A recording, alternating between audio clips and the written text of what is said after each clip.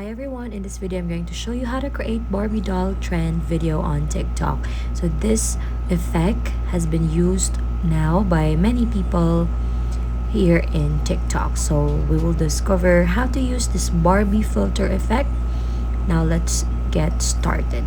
So first is you have to download a certain app because you cannot use CapCut right away for that filter or for that template.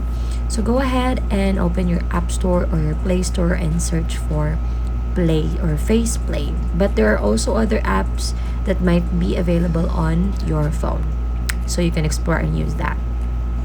So if you have Face Play downloaded to your phone, just tap open and you can now start using it. On the upper part, you can see the search button. So tap on it and type for Barbie doll free. So note that there are some filters here that are not free, so make sure that you use free filters. So for example, these are the options, and let's tap the first one.